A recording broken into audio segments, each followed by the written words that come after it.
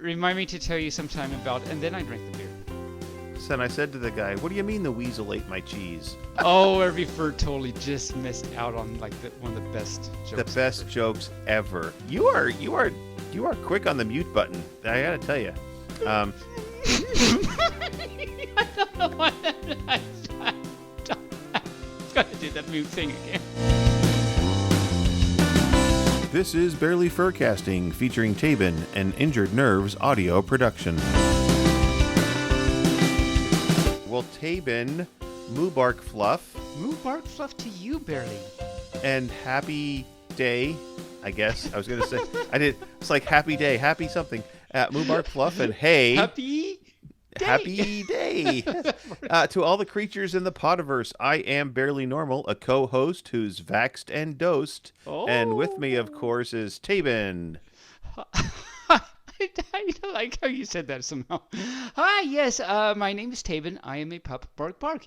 And I'm here with the all too famous and wonderful Mr. Barely Normal. How are you doing today, Barely?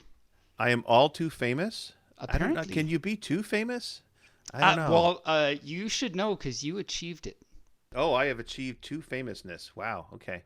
So I wanted to give Not our three listeners... famousness, but two of them. No, but only two. I have aspirations to three now, so... You'll get up there. You'll get there. I'll get there. So I want to give an update to our listeners. In the season finale, I mentioned our statistics for the downloads and stuff, and I said statistics. Yes, and I said we were in like over 900 cities or something like that. I forget what the exact number was, but we are now over 1,000 as of this morning. Actually, have been listened to in 1,111 cities. And I have to say.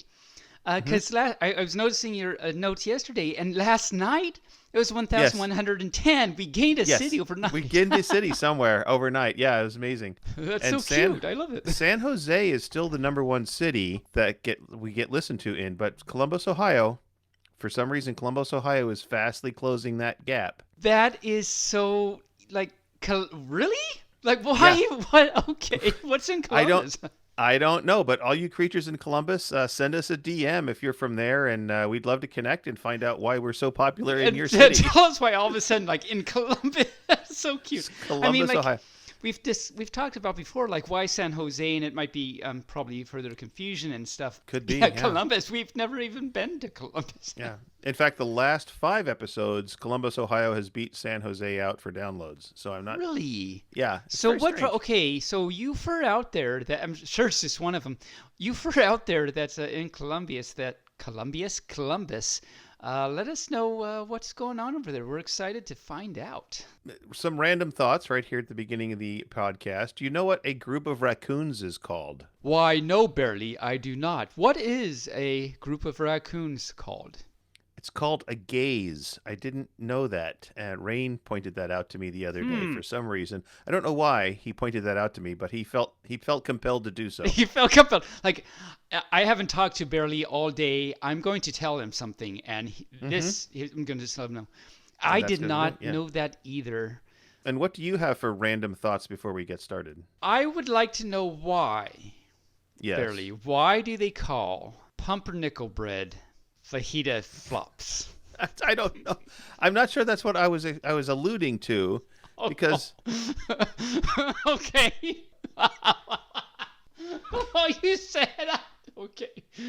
Hi. How's it going? That was a random thought. Yes, it was very random. Yes, I don't know why pumpernickel bread.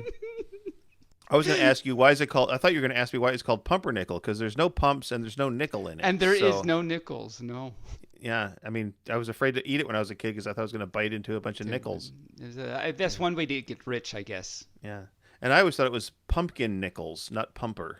I want pumpkin nickels, please. Pumpkin nickels, yes. When you open up a pumpkin, there's a bunch of nickels inside. I got some pumpkin nickels. That's wonderful. So now I'm going to try and move on to pumpkin dimes and pumpkin quarters and then pumpkin Canadian $50. Oh, was that a loonie or a toonie? It's definitely a loony toonie. Their money, they have a loony and they have a toonie. They do. Canada. They do. Yes. I don't know which is which, though. I used to know, but I don't now. So I am of no help. I am not adding to this conversation. No. So Connor Connor up in Canada, let us know. You were just yelling. You were just. You know who you I are, do. Connor. You were just. You know who you are, Connor. Let us know what the loony and a toonie is. All right. Well, that brings us up to our weekly challenge. Our weekly challenge this week is for the furs to send us an email. That's Wait, your you challenge. missed something. No, I didn't. Mm-hmm. No, I didn't. Look in the notes. I did, but that's what I was trying to allude to you for with the random thoughts, and you just kind of went over with the pumpernickel. So, I thought maybe you just ignored it. So No, I didn't. I expected you to say it. Okay. Oh, but cake and pizza, not in a tortilla. What does that mean? Well, I mean, don't. Don't. I mean, so this pup loves tortillas, flour tortillas. Let's get specific now. You don't like the corn tortillas? I do if they're done like my honey makes this wonderful Mexican casserole thingy, and he uses corn tortillas and puts those in there. And so if it's done right, but in general, like if I'm going to make myself a puppy burrito or something, I hope I don't make myself into a burrito. That would be horrible. But if I did, I would use a flour tortilla. And I usually say like anything in our tortilla, like put a toaster in our tortilla and it's wonderful. So it was my honey's birthday recently. And so we had some cake and pizza for dinner, and that was fun and exciting. But so then I happened to think like, okay, what about cake on the pizza? That's not, and then no, don't put it in a tortilla also. That just doesn't, that's one of the few things I think would not work in a tortilla. So that's where that came from. That's true. So I have to recall back to, I think it was episode 2 or 3, way back when, we talked about me eating hot dogs in a tortilla. Yes, we did. I remember that now. That was a long time ago. That was a long time ago. And I think you said it's not bad, actually. It's not bad. It's actually very good. Have you tried it? I haven't. No, I'm going to have to try it. You haven't. You're going to have to try it. Put a hot dog in a tortilla. It's very simple. Put it in there. I got some hot dogs. I got some potato. I am a pup, so I better have some. You're such a cool pup. Oh, you're so sweet. You're so sweet. Anyway. I don't know why I just did that. I blushy pups. So do not put cake or pizza in a important safety tip. Do not put cake or pizza in a tortilla. Now, individually, each one separate, it might be okay, but not all together. Now, hang on a second. You've gone to Mexican restaurants, I'm sure, right? Mm-hmm, mm-hmm. It's one of my favorite foods. Okay. And it's one of the 4 Taebyn food groups, Mexican. Have you been to the restaurants where they bring you the little tortilla with the whipped cream and the strawberry on top, the strawberry syrup and cinnamon on top of it? Like flans, I think they call those. No, they're just like they're like a tortilla wedge. They're like a tortilla chip. Uh-huh. And they have whipped cream on top. Oh, I know what you're talking about. Yeah. So that's a dessert on a tortilla. It's true. I mean, technically, it's a piece of a tortilla. So, anyway. It is time to post the link for 5-Minute Furs, and it's linked. All right. So let's get into last week today. Let's start with your math string. That's been all the rage lately in the chat. Because apparently, I don't know what happened or how that all came to be. You posted it a couple of weeks ago, and nothing really happened to it. And then I wanted to give it a week or two to cogitate in people's and furs' brains and simmer. And then it kind of sprung up in the chat this week. So what was that all about? Would you like me to read it again to you? Yes, please remind us all what these words of wisdom said. Okay, well, they were \begin bracket P matrix bracket 1 ampersand 2 ampersand 1 \\\0 ampersand dash 1 ampersand 1 \\\, 2 ampersand 3 ampersand 3 / end bracket P matrix close bracket. So exactly. Okay. And then, of course, in the chat, you noticed that there was a mistake in there. Well, if it were me, I would have been B matrix, not P matrix. But it still works fine. It works fine. And I said that a B matrix was a beehive. So what was that all about? What was that? Oh, yeah. What was that string supposed to do? What was it representing? What was the problem? So any nerdy furs out there might have recognized that. That is LaTeX coding language. So you like all the scientific and mathematical and scientific papers these days are all like, way back in the before times, and not like pre-COVID, but way pre-COVID was they would write mathematical papers and scientific papers on a typewriter, and it looked really very old and not readable. Very, I don't know if you've ever seen any of those. Have you ever seen an old scientific paper or math paper? I've seen some, sure, yeah. Okay, well, they were all typed, and it looks like a typewriter typed it and everything, because it did, basically. But these days, there's the different programs that you will make it all pretty PDFs and everything. There's this coding language called LaTeX that does this and stuff. And so you're actually you're programming, and it's pretty fun and cool, actually.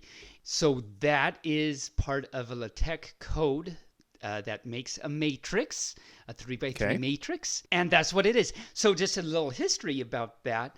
The LaTeX language was created by Mr. Donald Knuth, Knuth, very, very smart computer scientist, like very smart. And there's a thing happening. There is a thing happening there. There's a thing right there. Ziggy There's a popping thing. In. Hello. Hey. Hello. How are you guys? Hello. We're good. So joining us 5 Minute Furs is Ziggy. From what country are you from, Ziggy? You are way down south. That's right. I'm from Chile, all the way down. That is, and are you cold down there since it's so chilly? Actually, yes. Oh wow! We are it works out. near winter, so yes, it's very cold, very chilly. It's very cold. Very chilly, very cold. And apparently you have penguins running amok in your town, right? Muck. Yeah, I think they are a gang or something. That they are very Penguin dangerous. gang? They look suspicious. Yes. Very dangerous? Yes. They're dangerous penguins? Yes, they are. I don't know. I'm having trouble processing this. Why do they fluff at you and it's just too cute and so you fall over because it's so cute, or what makes them dangerous? You never know what they're thinking of. Oh, that would do it. That would do it. Okay. So hi, Ziggy. You made it onto the thing, and welcome and hi. And my name is Taebyn. I am I'm not a park. Sometimes I go barking in the park, and that's fun too. And then maybe I am the park. But right now, I am a pup, and so I say bark, bark, not in the park. So hi. So Ziggy, tell us about your fursona. Yes, I'm a Black Footed Ferret. That's those lovely creatures that dance and sleep and eat and sleep and then sleep some more because they are too tired from sleeping. I mean, I feel sleepy right now just hearing about all that sleeping. And do you have a whole bunch, a herd? Is it a herd of ferrets, or what's a bunch of ferrets called? It's called a business. It's called a business? Business. Yes, a group of ferrets. Is it really? Yes, it is. You can look it up. Okay. Oh, that is crazy. Business of ferrets. Nice. I am learning so much right now. This is amazing. So, do you have a business? It is. Do you have a business of ferrets down there that you hang around with and everything? Or what? No, because we are scared of the penguins, so we tend to separate a little bit. Oh, yep. They run in the town. That makes sense. Mm-hmm. They run the town. The penguins run. Well, they walk around with those tuxedos all smug and everything. Yes, so. They do. They really do. Yes. They're carrying around their whiskey and their smoking cigars and their, bow ties and, It's, Yes. There must be up hey, to Mr. something. Ferret, get out of my business. It's not your business. It's mine. So, Ziggy, what do you do for a living down there in Chile? I've lost everyone. Am I here? You're there. I'm there. Ziggy, are you there? He went freezy. Well, it is chilly down there, so maybe he got too chilly. He got frozen up. Yeah. Well, Ziggy from Chile. Thank you for joining us. It's been a pleasure. And if you come back in, we'll finish our discussion. Yes. Things happen. Oh, he says his internet has been weird. Okay, that's fine. I just got a message from him. All right. And he's back. You're back. Yes. Along with his Hi. front and sides. Yes. Hi. Well, international internet is kind of hard to accomplish sometimes. So it's very exciting that when we're able to get somebody internationally, it's very exciting. Yeah, but I think it's the penguins. They may hear something. The penguins. So, Yes, they were infiltrating the business again. You need to be So very careful what do with you them. do Yes. Yes. What do you do down there? Do you run your own business? Not mine, but I work as an accounting manager for a couple of companies. For a You know, couple of companies. yeah, Wow. do numbers, taxes, and that kind of interesting stuff sometimes. Quite boring other times, but it's just the usual Yeah. job. But you like it sometimes then at least? Yeah, because it's sometimes you need to find where's that little mistake that doesn't make your account Mm-hmm. balance. You need to see, Yeah. okay, maybe is this no? Oh, I found you.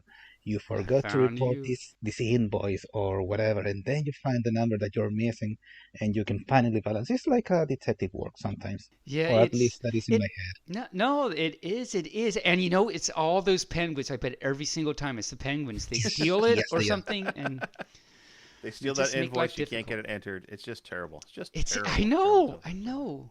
They So are tell us your planning favorite something. joke or one of your favorite jokes. Put you on the spot. Yes, you did. Shame on you. I'm a naughty pup. Yes, you are. This has been confirmed. If South America can confirm it, I think it's pretty true. International. Uh-huh. It's an international law now. Taebyn is naughty pup. Naughty pup. Yes, it is. I'm going to certify it. I'm going to put a stamp on it, and And send Taebyn it is a off naughty dog. Yeah. and hope There that you the go. penguins don't steal the certified. Who knows? So Ziggy, how long have you been in the fandom? A couple of years already. Mhm. Maybe 15. Yeah, about 15, Cou- 17 years already. couple. Oh wow. When you That's said a couple, few, I was yeah. like, oh, maybe 2, maybe 3. No, Right, 15, yeah. maybe 20. Wow, nice. So do you have a fursuit? No, not yet. They are quite expensive, and I've been saving for other stuff. But I'd like to have one in the future. They A are lovely expensive, that's for ferret. sure. You love the I know, you're yeah, I love the ferret stuff that you send me. It's like ferrets are fun. Ferrets are So great. this is the 5-minute ferret furs for fun today. We've got the Yes. wow. That say that five ferret times fast 5 minute. I don't even remember what I'm trying to say. And we are on BFFT chat, which is Yes. Black Footed Yeah. Ferret Telegram chat. Right, Yes. yes. Yes, that's right. I remember you So- saying you're excited about that. So what's the furry scene like down there? We had tried to do a con last year, but 2020 happened, so we had to scrap Mhm. it. Chile is so long that you can find a group of fairies only in the center. All around the rest of the country is just a couple here, a couple there, Little and sparse little pockets. that's right. So if you go to the capital, you can find a lot of fairies. Mhm. But Oh, they're all all centered around, there. Okay. yes, but around the country, just a few here, another one there. Another one there. Okay. Well, that's Another one cool. over there. Oh, there's one over there. See, it's over there. There's a furry. There's a furry. Yeah, looking at the Watch out. distance. Nice. So what I should know, I'm not very geography pup. So what is the capital of where can we find all those furs in? What's the capital of Chile? It's called Santiago de Chile. That's Oh, the name of the capital. okay. Santiago de Chile. Okay. Aha, Learning yes. so much, Nice. so much. Education. We have always said that our podcast is educational. It's That's for very, sure. very. Yeah. And do you prefer stag or denizens down there? Maybe Barely will know what I'm. No, Oh. maybe not. Oh, he got it. Oh, that is so bad. Do you, Ziggy? So- Do you know what he's talking about? Should I No, know? you don't know what he's talking about. So he's making a pun about your country's name is Chile, and there are 2 brands of chili up here called Stag and Denizen. So Taebyn's a I- naughty pup, Oh. international See, naughty pup. I had to prove that I earned that stamp Yeah, of naughty pupness. There it is. the king of the pun. The king of the pun, yes.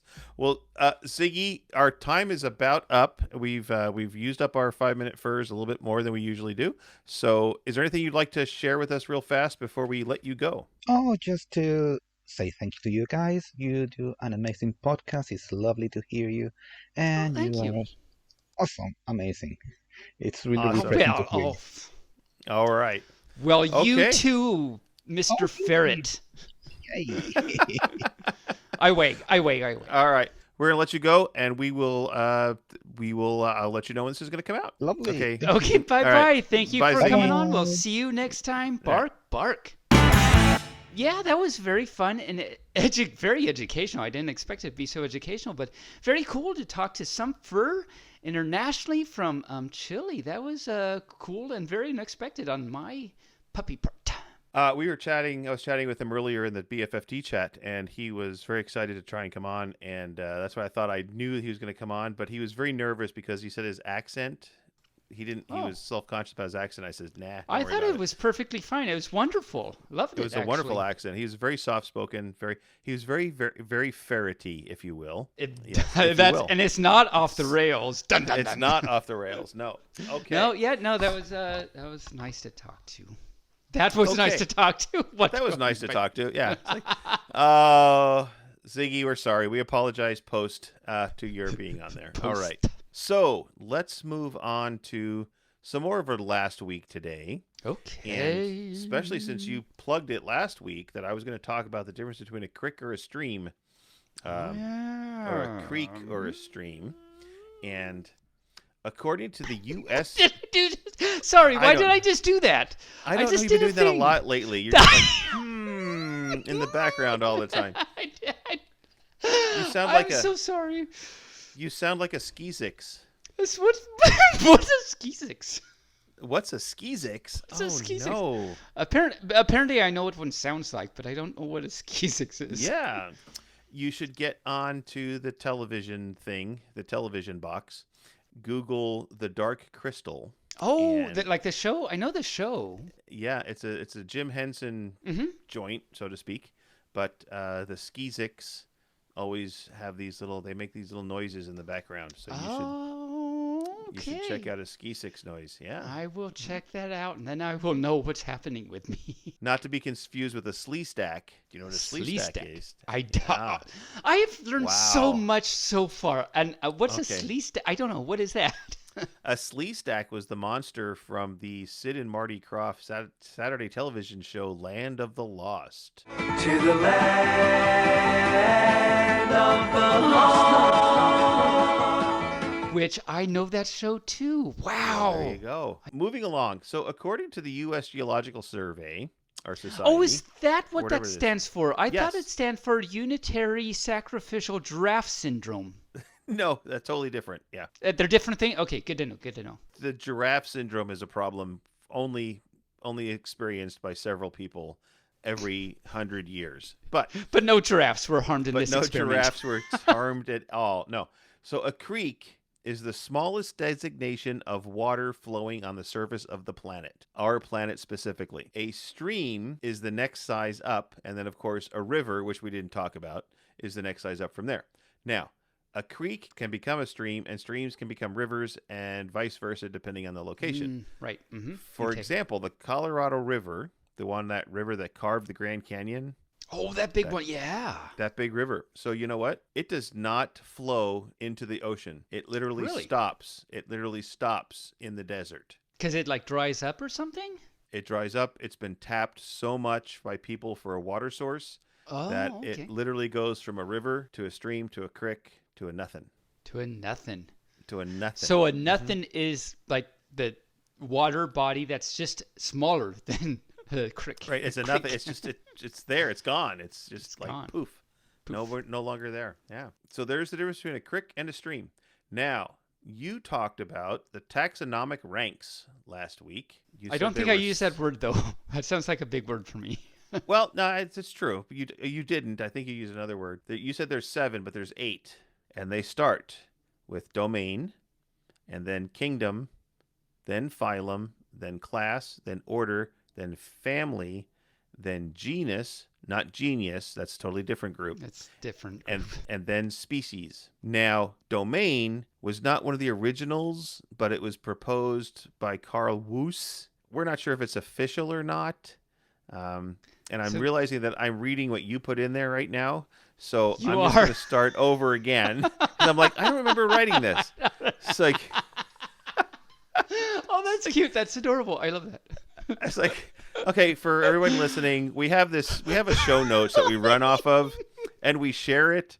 And I didn't realize. I mean, I'm reading this. I'm like, wait a minute. I could tell. Like, you were trying to tell you realize that. Wait, what? I don't know. Okay, so Taebyn, why don't you tell us about the domain? Okay, well, originally there were 7 ranks. The domain was introduced. I actually don't know when, but Domain was introduced at some point, proposed by a scientist by the name of Carl Weiss. Woese. I think I'm pronouncing that right, but probably not. But I don't know if quote unquote domain is an official part of the rank, but it's widely used. So just in the general scientific community, there's yes. 8. Now, actually, you could actually consider there's 9, and this is also a thing. It can be considered there's 9 ranks, where the top rank is called life. Okay, that's kind of a given. It's given, but it's actually a thing. Like if you go look it up, it does list life and everything. So anyway. Yeah, when I looked it up, I chose to ignore that because I thought, well, that's just stupid. Because do you have a ranking? Do you have ranking for non-life? Well, I guess maybe you do. I mean, maybe there's all the taxonomy for geographical stuff, I guess, right? And marsupial. Well, but that's life. That is life. So that's life. Do you know how that thing goes? It goes, what's life? A magazine. How much? 79 cents. Too much. That's tough. What's tough? Life. What's life? A magazine. How much? 79 cents. Too much. That's tough. What's that? And it goes over and over, and that's how that goes. Over and over. Just much like the little Lamb Chop song. This is the song, that exactly was going. Yes, it goes on. Yeah, that totally went on, my friend. Yes. Okay. Some people started singing it, not knowing what it was, and they'll continue singing it forever just because it's a song that doesn't never end. Okay. This is the song that doesn't end. Yes, it goes on and on, my friend. That's enough, guys. Some people started singing it, not knowing what it was, and they'll continue singing it forever just because this is the song that doesn't end. How do I turn? It's almost as bad as Blue Clues in the mail. Oh yeah, how does that go? I forgot. Something about it's the mail that makes me wag my tail and something. I don't know. I'll have to look it up now. Please do, because I want to hear it again. Yeah. Well, so just pay attention now because here's the drop. Here's the mail, it never fails. It makes me want to wag my tail. When it comes, I want to wail. We have a lot of stuff to go over today. So superlative came up last week. That is the highest rank or order. And you said there was another tiv underneath it that wasn't superlative, and that would be normative, which means good or plain.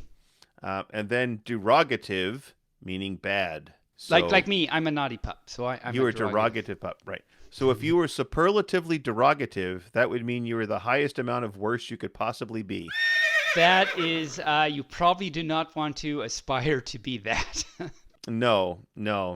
And then there's forms of the adjective or adverb are positive, comparative, superlative, good, better, best, blah, blah, blah, blah, blah, all that kind of stuff. So we talked about a regimen and a regiment last week. And I was confused because I didn't know. So a regimen is like a prescribed course of medical treatment, a way of life, a training, or a diet for the promotion or a restoration of health or competition, kind of like a routine.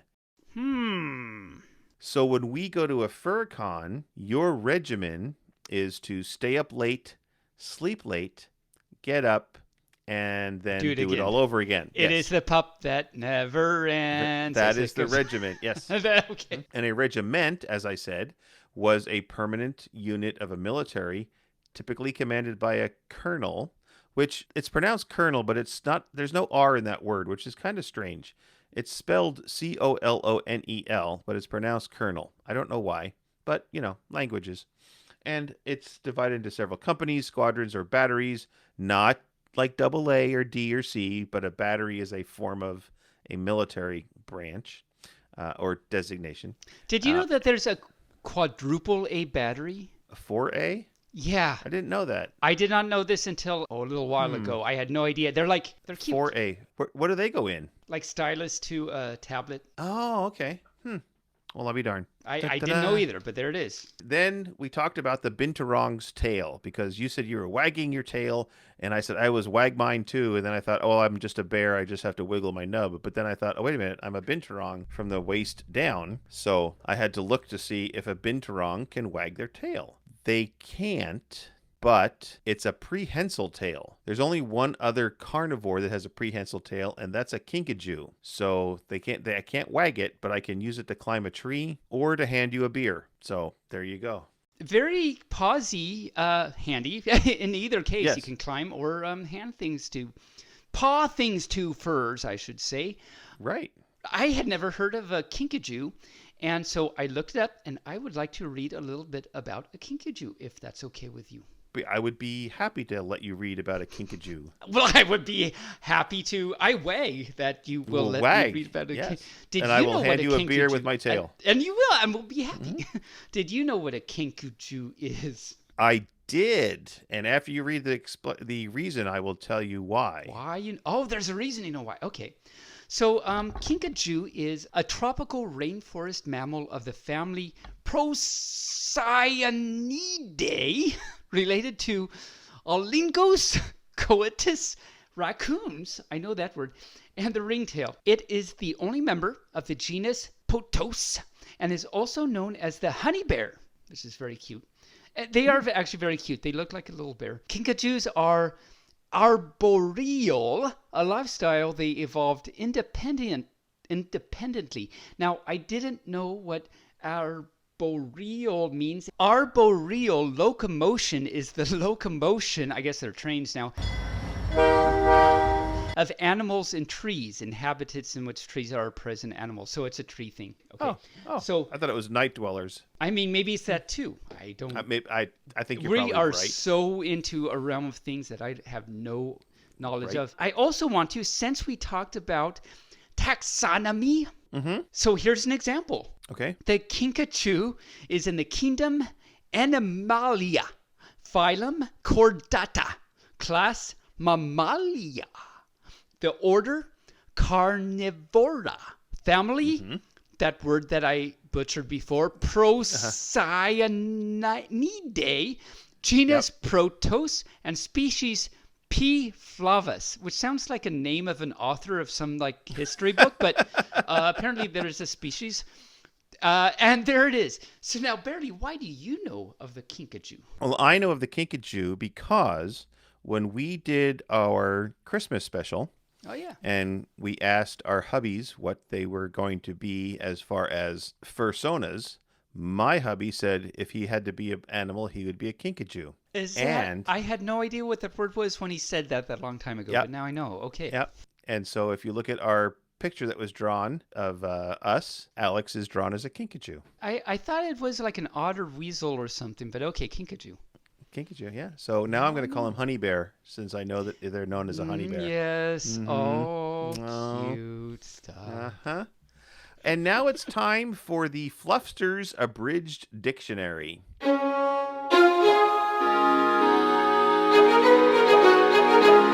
We define words that Taebyn has used over the eons of his existence. Speaking of which, I did have one last week today. Oh, do you? Reminded Okay. me. It's a long time week last today. And Okay. that's my birthday was in February. So this is a long time ago thing. Well, happy birthday belated. Thank you. And so I forget why I remembered that all of a sudden. But so I'm actually a little more than 5 years old now. I'm no longer 4.5. But I am still a pup. I want that to go on record. I am still a pup. So let's see. Dogs age at average 7 years per human year. You're 5. That means you're 35. I'm not though. I'm only 5. Okay. I'm just a Well, pup. I'm going to say that animals age slower in the furry world. Okay. For every human year that you age, it's actually only half a year in furry world. So at 5, you're really only 2.5. So yeah, you're a pup. Well, it's really good that I'm not a human then, because then I'd be really messed up as far as how old I am. I must say. Yes. All right. So the Fluffster's Abridged Dictionary.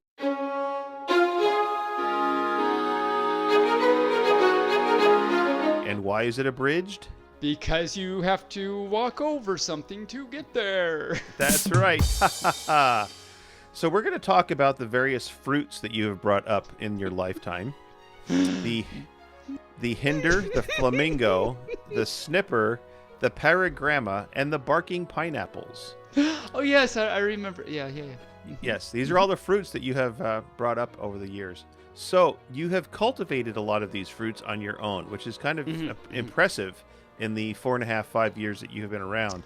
That Yeah, you my have become pauses have been busy. you have become a horticulturist to the fact where you Or a pupaculturist. or a pupaculturist. That's right. So the first fruit you worked on was the hinder fruit, and now it only grows in subtropical regions, and it's known for its heady aroma and earthy taste. It's been cultivated. Yep. Now, the flamingo fruit is kind of a pink passion fruit that was first considered a failure from your tabenologists because they said it was misshapen and it was a bright pink color. But then someone pointed out that it looked like a flamingo, and then the fruit began to be cultivated because then you said, well, let's just call it the flamingo fruit. That's why there it is. Yeah. There it is. There you go. Now, like the bird, the flamingo fruit is found mostly in marshy areas of the Southeast Americas. Now, it smells a little like shrimp. It's kind of like the durian fruit. You have to get past the smell to get to the taste.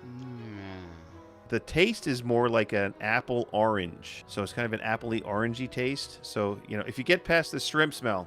Yeah, it's taken a while to get there, but I think we've actually got something good going on there. Now, the snipper and the paragramma, their fruits are very similar. They're both vine-based. They're like a dark blue. One might even say they're black, and they grow on a vine similar to blackberries. The difference is that the snipper fruit has the appearance of an open pair of scissors, which is where it gets its name from. And the paragramma fruit looks more like a mango. So it's kind of funny to watch the paragramma fruit grow because it's like huge on this tiny little vine, and you think, well, that vine can't support it, but it does. It's amazing how you got that to work. Yeah, it's the puppy logic helped out at one point.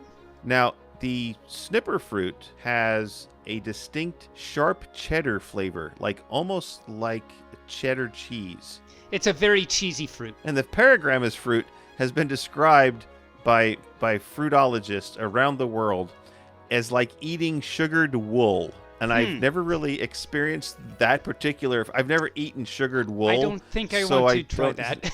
Right, yeah. And then, of course, there's finally the barking pineapple. Now, not the parking pineapple. That's a totally different thing. The Taebyn Labs are still working on the parking pineapple. It turns out it doesn't do much. It kind of just sits there. It just kind of sits. It's parked. So the barking pineapple came about as an experiment in crossbreeding as a way to let harvesters know when the fruit is ready. The pineapple is, for all intents and purposes, the same as a standard pineapple. However, due to minute, just teeny tiny genetic realignments, when the fruit is ripe, it starts to bark like a dog. It's a very interesting pineapple, I must say. Right. Which can be scary to the uninitiated, especially if you're walking past the pineapple field and they start barking at you.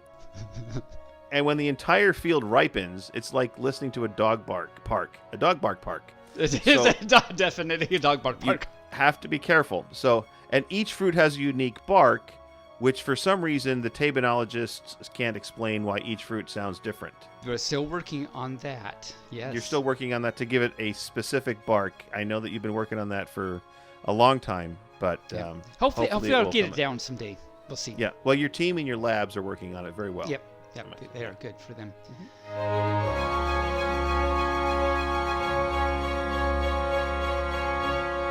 You said the pineapple is for all intents and purposes the same as a standard pineapple. Now, Yes. I have always, for my 5 years of life, thought that phrase was intensive purposes. Literally, I just learned another new thing now. It's actually intense and purposes. Yes. It's like, why are these purposes so intense? It's like, is it very important, apparently? I don't know. No, but that's what I always thought it said. Okay. Good to know. See? Now we know. See the things that you're learning. And I again, am so much. So we've had geography and languaging. So we've got 2 CEUs for this week's episode. Well, and with Ziggy that came in, well, I guess that's Right. more geography. Okay, yeah. Yes. Yeah. It's all Yeah. over the place. Yeah. Yeah. So speaking of Ziggy, I want to talk to you about that a little bit. So he said the reason we talked about penguins Oh. is because he is down at the very southern tip of Chile, Oh, way down. which is very close to Antarctica. Ah, okay. And when he mentioned that, I thought, well, I never thought that South America went all the way to Antarctica, but clearly it does. And more geography. More geography. I geography. didn't know that either. There was nothing in the mailbag, and we already chatted about things that were going on in the chat. So we're just going to move right along to media, unless you have something for the mailbag, Taebyn. I don't think I got anything exciting in the mail today. Or this week. All right. Whatever. Hi. This week, yeah. I said I've gotten bills, but nothing for the podcast. Well, shouldn't you give it back to him?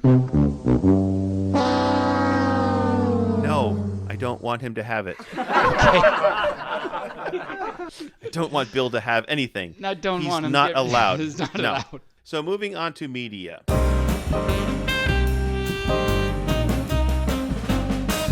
Wow, that was quick. You mentioned last week that you got the disc of Picard from Netflix on DVD. Yes. Are you did. have you watched it yet? We haven't watched it yet. We're still on Enterprise. You don't have to turn those back in a certain time frame, do you? Nope, we can just, hey, I'm just going to hold on to this for a while.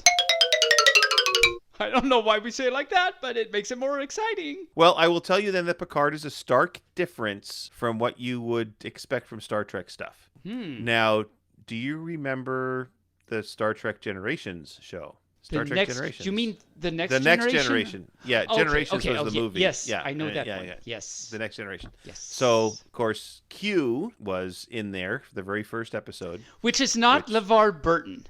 No. It's John, what's his name? John Delancey. Yes, not LeVar Burton. I don't know why I had to say it's not LeVar Burton for whatever reason, but there it is. LeVar Burton played Geordie LaForge. He did. And also Reading Rainbow. Butterfly in the sky, I can go twice as high. Take a look, it's in a book. Without his visor. He could see back then. He could, yes. Now, John Delancey, or Q, is going to be reprising his role as Q for the next 2 seasons of Picard. Really? Yeah. That's exciting. That's very exciting. It's very exciting because for 2 reasons. 1, Q is coming back, and 2, it's for 2 seasons, which means there's at least 2 more seasons of Picard coming. That is what that means. The logic says. And did you know LeVar Burton also played the voice of Discord in My Little Pony: Friendship is Magic? I did not know that. Yeah, he's all over the fluff. All over the fluff. Look at that. And then I restarted watching the Game of Thrones. Why? That's so exciting. I know. Have you seen it? Oh, yeah. Oh, yeah. Yeah. Oh, this pup is all about the Game of the Thrones. I forget what I was doing. I was sitting there and I thought, I want to watch something. I didn't want to watch something that I thought my hubby would want to watch with me. And he's already said that he doesn't want to watch the Game of Thrones with me, even though I've watched it all. Okay. And I'll tell you why he doesn't want to watch it. In the, I think it's the 2nd episode or the 3rd episode, they have to dispatch a dog. And actually they're dispatching a dire wolf. When we watched it together when it first came out, when that scene came on, he said, nope, not watching it anymore. That's it. You killed a dog. I'm done. Well, it's probably for the best, actually, because he probably wouldn't have been excited about the rest of the show. Yeah, right. Yeah. So, for many reasons. For many, many, many reasons. But yeah, so I started watching it again, and he was kind of walking through the room the other day when I was watching it. And he's like, have they gotten to the scene I don't like any yet? I said, not yet. He's like, all right, I'm out. When we were watching it, so I'm going to take more time in our recording because why not? That's okay. Why not? It's our recording. We can do what we want. We can do whatever we want. What am I doing? I don't even know. My honey has read all the books. And before we watch the show, the Red Wedding. Of course, you remember the Red Wedding, yeah. Of course, yes. How can we? And I hadn't read the books, of course, and or seen the show, and so we're watching it. And I think it was in season 3 or something, and the Red Wedding is in there, and so Honey knows that it's coming somewhere. He read it in the book, so he doesn't exactly know which episode it's on, right? And he hasn't said anything to me because he's waiting to he's just waiting. We get to the episode that he knows he's coming, and I don't know what's going on. Oh, this is a nice little trial they're doing. And then it happens, and I'm like, I went crazy. I went crazy. Like, they can't do that. Is there any characters left in the, like, what is even going on? Is this the end of the show? And they have, 4 more seasons, and it's like, wow, mind blown. Anyway, so that was Yeah. pretty exciting. That show, you do not want to get attached to any characters because you never know if the character is going to survive. Well, you do now because the show's been out for a long time and there's been so many spoilers. So I know but that they're still, really... it's you don't oh yeah. Yeah, you don't expect that. Nope. So And I almost said something, but it would be such a big spoiler for that hasn't seen it yet, so I'm not going to say it. All right. So what have you been watching? Oh, hi! Hi, it's your turn. You're going to let me talk some more? You're actually going to let me talk some more. So we finished the newest season of Young Sheldon. I mentioned last week we started watching it. And last week I think I said it was season 4. That's a total lie. This is season 3 is the newest one. Okay. So we finished that. Do you remember, I don't remember when we watched Man with a Plan? It's the show that has Joey from Friends on it. Oh, yeah. And we liked it a lot back then. And so we started season 2. It's back on, and we've watched 2 episodes. It's so good. It's really good. We're so funny. We're liking it. And as I mentioned before, Enterprise. Now, Enterprise is interesting because I really like it, but I'm not sure if Honey does because he keeps falling asleep. So, and usually when he does that, I'll just like either push pause or something, and the next night we'll finish watching it. But I've wanted to finish it, so I watch everyone, and then sometimes I'll go back and rewatch it with him. But I just have continued on. So I don't know exactly how many episodes he has actually only seen half of. There's that, and that's my watching media for the week. There's your watching media for the week. All right. Let us welcome back to our show Miss Cat. There's that sound again. You made the music sound. Oh my cow. We're going to welcome back to our show Miss Cassidy Civet. The amazingly talented Miss Cassidy Civet. Excited to wag and talk with her again. Joining us again as a return guest is Cassidy Civet. Welcome, Cassidy. Bonjour, hello, ciao, Oh, la all that vache. good stuff. Il faut parler le français. Bonjour, la vache. Et je suis un petit chiot, a.k.a. hi. Good to see you again, Cassidy. That caught me totally off guard. And Moobarkfluff. And Moobarkfluff to Moobarkfluff. everyone, yes. Yes, le moo, le bark, le fluff. Exactly. Well, yes, you thank put- you for Wait a coming minute. back. Oh, Taebyn, hi. what if you put le in front of it, it makes it French? I don't understand. Apparently. L'apparently, eh? Yeah, see, you're, vous êtes le francophone maintenant, c'est bon. I know Canada's technically a bilingual country, but I do not speak a lick of French. Oh, Well, that's because you don't put le in front of everything yet. le microphone, eh? No, Yes. I'm gonna try. Le podcast. Le podcast. We are See, talking. okay, now you are we're- officially Canadian. And if we were really French, we would be smoking right now. Sheesh, sheesh. I'm sorry to any Frenchmen out there. I apologize deeply, humbly, from the bottom of my fur. And I don't. And yeah, so we average out. So anyway, yes, Cassidy, it's good to have you back on the show. It's good to be back. Been almost a year. Good to see and hear your. I guess I see your lovely vase. Oh my! Hi. So you bought a lovely vase today, Cassidy. Tell us all about that. The beautiful vase. It's the most beautiful vase you've ever seen. That's what all my friends are saying, that this is the most beautiful vase in the world. Well, good, Wow. good. That's Does it have a amazing. good base? Yeah, the vase has good bass. The Good bass on the has vase. great- good bass. It actually started a band called Vasive Bass, so it's pretty good. Base of Ah, base. Ah. I saw the Oh. flowers. Saw the sign while I opened up my eyes. I saw the sign. I see where this is going already. I saw the flowers. They opened up to greet the sunlight. Never going to give it up. That was really great, Taebyn. Yeah, Cassidy knows what I was I doing. can't there. wait for you to be on The Masked Singer. It's gonna be great. Yeah, Cassidy. Hi, welcome to the show. My name is We'll Taebyn. get around to the introductions eventually. You were on the show about almost exactly a year ago. That's true. What's been going on in the last year? What have you been up to? Your projects and songs and all this stuff. It's been a busy year, and lots of going to cons and lots of seeing friends. Oh yeah, and yeah. Liar. Yeah, Those I'm attending all Canadians. the secret cons. No, I wish, God. No, I've still traveled a great distance from like my bedroom to my living room and back and forth multiple times That's a day that's for quite the a last trek. year. Yeah, it's far. It's very tiresome. My Fitbit's like, please stop. My digits don't even go up that high. Yeah, it's a lot of walking to and from the refrigerator. I'll tell you that. So you've got your priorities, so that's good. That's Yes. good. I was literally just eating like pasta right before this, just like straight up, just pasta, just like Nice. What was it even cooked or anything, or just? it was, but it was plain, so it's just like plain Oh, pasta. I'm just shoveling it into my mouth.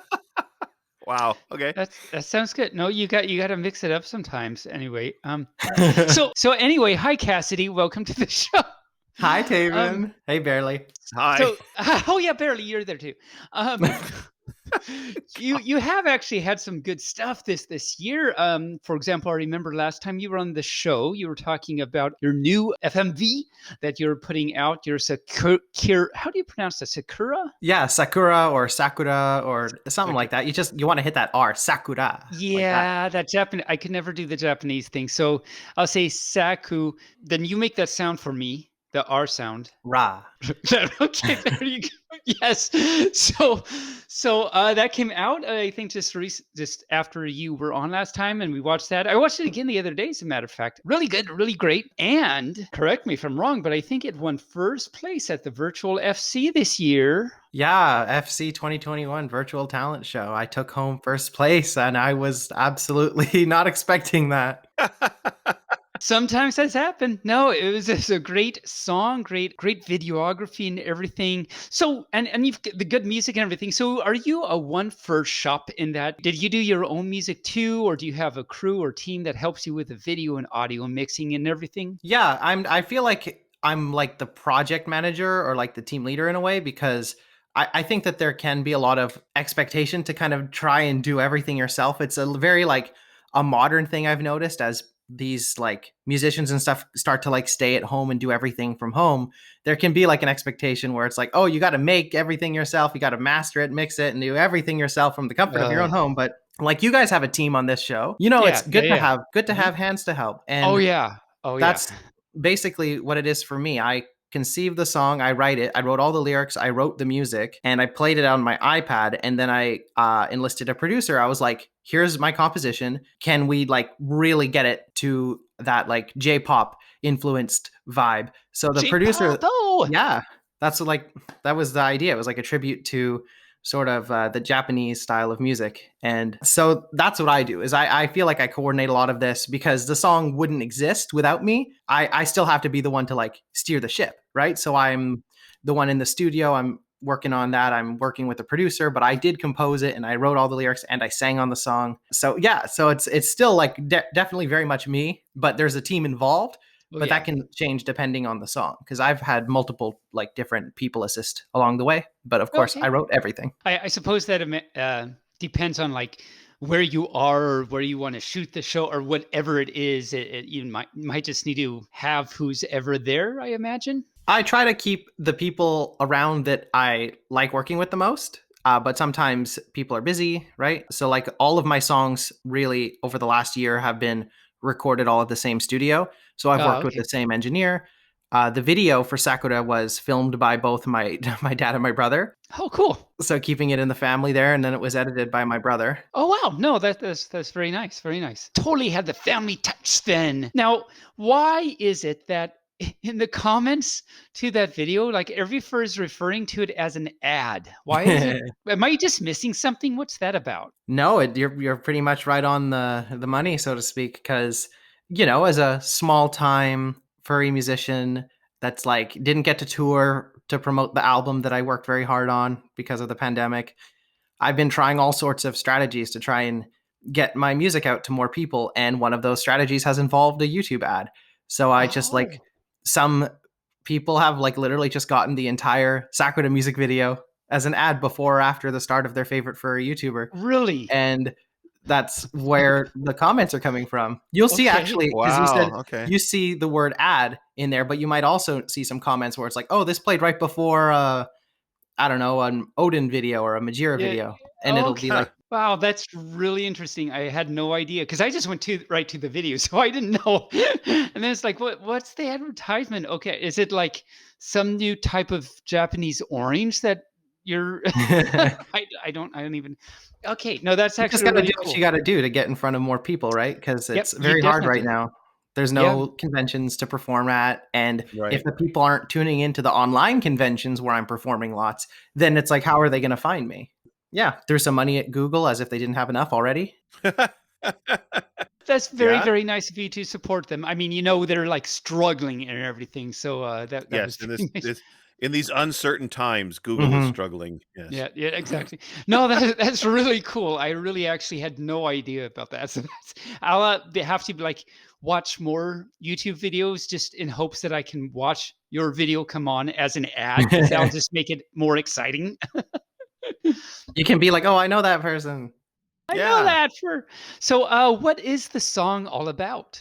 Sakura is, like I said, it's definitely like a tribute to Japanese culture and to, I don't want to say it's like stereotypes, but it's tropes because it's like love in the springtime in the school and like the cherry blossoms falling everywhere. It's Hmm. a romantic encapsulation of all these like tropes, like what you picture when you think of like some anime. It's just like, oh, well, it's such a romantic scene with all the in the springtime. It's like that's what I'm trying to capture in the song. This very like young, carefree, but also still very much paying tribute and homage to all of these sort of parts of Japanese culture and stuff. Very, very cool. Very. So you had the cherry blossoms falling. Were they actually falling, or did you like bring boxes of them and have somebody throw them at you with a fan? Oh, we got really lucky. I had that spot in mind, and I was so unsure if it was going to look like as good as it did because we sort of scoured around my city because here in like the West Coast, Vancouver sort of area, we have like, we have like really big like Asian communities because we're the closest on this side, West Coast. Y'all are West Coast, so we have massive cherry Word, blossom yo. gardens here. Yeah, that's my slang coming out, but Okay. we have really big cherry blossom gardens and streets lined with cherry blossom trees here in Vancouver. And that area where we filmed was like down the street from my old job. So I knew about it already because I'd walk past it while on break and going to work and stuff. So I was like, oh, let's check that out. It might be a good spot to film. And it was totally perfect. It was awesome. Nice. I suited up right there as the bus is like going by. There was one like silly little thing that we could have done that we totally kicked ourselves after for was that my brother, just like a week before the video, had won a guitar in like a contest, like a sweepstakes thing. And it was a beautiful bright pink, Oh, like Wow. I can't remember. I don't know guitar brands, but it was a good brand and it was a bright pink guitar. And then Mhm. after we had shot everything, we're like, oh, we should have brought the pink guitar for the guitar that solo. That would would have have been been sick. nice. Would Oh, have been fun. Oh well. you're just Well, gonna have to time it again perfectly for the cherry blossoms to fall, so that you can have the guitar next time. I guess. There won't be a next time because my brother painted it. He painted over it, made it. Oh He no! no. made it look like the board from Sonic Riders. So now it's like blue and yellow and striped and stuff. It's kind of But neat. pink. Yeah. Well, okay, as long as it's still All kind of right. neat. Well, But yeah. whatever. So another project that you were part of course, was Pepper Coyote's Sea Shanty song and project. And by the way, he gave a shout out to you when we had him on the show actually recently. So shout out to him for his shout out to you, I guess, or something. So how did that all come about for you? And what was it like being a part of that project? That was a lot of fun. I was like working my best to try and get the right tone in my voice because sometimes I think I sing too pretty would be the way to put it because it's a sea shanty. It doesn't need to sound like Mariah Carey. It's a sea shanty. Yeah, no, that's So got to be hard to make it just right, I imagine. so I tried to get this sort of like, I don't know, Eastern Canadian accent on it. So it wasn't like, now we're outward bound for Dalgety Bay. Like, but putting more like, now we're outward bound for Dalgety Bay. Like the different inflections on it. Mm. That's Mhm. what I was trying to Mhm. nail and just trying to make it sound as authentic as I could. Like it was like acting. I was like, oh, I'm on a boat and I'm like Yeah. a Yeah, sailor. cool. Yeah. When it came out, I listened to it, and he said the Cassidy Civet was on it. I'm like, I didn't hear her on there at all. So I had to go up and watch the video where your solo was. I was like, wow, she did a good job of not sounding like herself Like her. on the show on the song, and I thought Yeah. that was amazing. So you did a really good job of you were a little deeper and a little, like you said, a different accent to your song to your voice, which was really It's kind of voice neat. acting. You got the voice acting coming in there. That's awesome. I'm pretty good at like accents and stuff. I've always kind of thought I could do voice acting if I really tried, but it's like I don't know where to start with that. Maybe I'll have to get some pointers from somebody. But it's something I've thought about a lot. I think people that do stuff like music or acting can transfer that pretty easily to something like that, because a lot of the time it is like we're playing a role in certain songs that we sing, right? Mhm. Or certain even fursuiters in a way, right? Because it's like it's acting, it's all Absolutely. acting. It's all acting. Yep. Sometimes Taebyn acts like a puppy, and sometimes he acts like a puppy. I don't know. I know sometimes what's it going to be today? Is it going to be puppy or puppy? Come on. Yeah, you're gonna win the Oscar, I promise. Nice. One day. The video that I filmed as part of the sea shanty for Pepper, the part where we were outdoors, we have a playground at the park near my house. It's actually like a giant boat playground. But so we were like waiting for the kids to just like, get off the playground so we could film in my suit on the playground, but they just were not getting away. Not So I was cooperating. I'm like, Oh, I need to scare these kids off. Oh, So I got to get the shot. you should have embraced them and have them, sing with you. That would have been kind of cool. Heave a paw, the video. Take a look. So you were recently in a new song earlier this month on May 5th came out, Black Wolf. I don't know why I say it like that because it's exciting. It was very, very nice. Very good. So tell us, what was that song about? That song comes from a very personal place, and it was inspired by one of my like inspiration escapades where I start going around online or reading books and stuff about symbolism and all this, which I find very interesting, whether it's like symbolism in folklore or symbolism in like dreams and stuff. Like all this stuff is very interesting to me. I guess the most well-known sort of media representation of like Black Wolf would be like, I guess, from Harry Potter, where it's kind of seen as like it's a really bad omen. It's like, oh, it's a sign of death and all these things. Mhm. But it varies so much from culture to culture, but it seems universal that everyone has an interpretation as to like wolf symbolism and imagery. And that's something I was like, this is cool. Because when I went and recorded it, actually, the studio engineer that I work with who helped me do my album, he's from Iran. So he was like, even in Iran, we have like wolf symbolism and this, like, there's a wolf inside you. It's like part of our culture. And I was like, oh, that's awesome. Yeah. So I really liked how everyone can kind of get something from it. But the song for me is definitely, I think the lyrics kind of say a lot as to the meaning of the song. It's very much about when someone sort of turns their back on you and they do these things, and that there's going to be hell to pay. There's going to be some karma down the line. And it's going to be when you notice that omen, the black wolf is following you. What are you going to do? You can't go anywhere. It's going to catch you eventually. Let's give a quick listen to part of that song right now.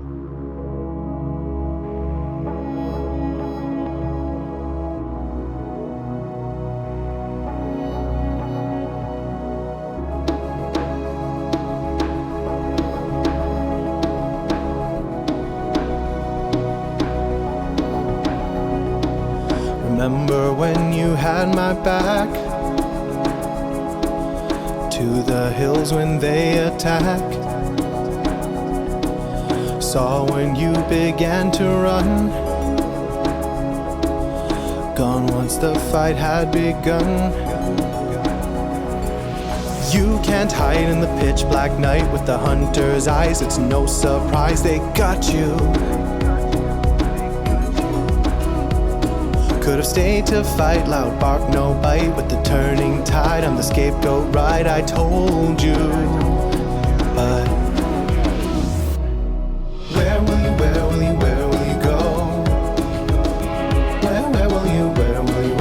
Where will you go? When all that's left for you is the company of ghosts. Where will you go? When the black wolf follows you home.